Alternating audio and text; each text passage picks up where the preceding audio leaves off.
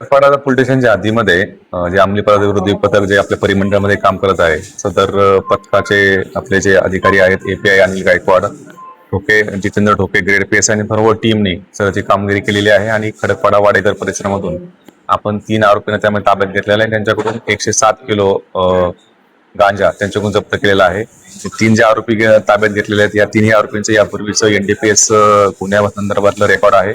यापूर्वी ते वेगवेगळ्या गुन्ह्यांमध्ये अटक झालेले होते अंमली पदार्थ तस्करीमध्ये. त्याच्यामध्ये पहिला आरोपीचं नाव आहे वसीम खान, तो आहे भिवंडीचा, त्याच्यावरती सुद्धा एक गुन्हा दाखल आहे जो आहे घाटकोपरचा. त्यानंतर दिनेश सरोज म्हणून आहे, हा आरोपी जो आहे तो ठाण्यामधला आहे, त्याच्यावरती पण सुद्धा घाटकोपरचाच एक 1800 किलो गांजा त्याच्याकडून यापूर्वी जप्त केलेला होता.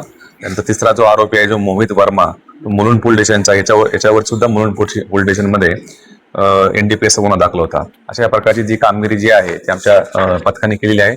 याच्यामध्ये अजूनही कोणते आरोपी आहेत ज्यांनी हा माल इथं सप्लाय केला होता आणि ह्या साखळीमध्ये इतरही काही आरोपी असू शकतात, त्या अनुषंगाने आमचा तपास सुरू आहे. सध्या त्या तिन्ही पण आरोपींना आम्ही अटक केलेली आहे आणि कोर्टासमोर हजर केला असता आरोपींना आता 9 तारखेपर्यंत त्यामध्ये पोलीस रिमांड दिलेली आहे.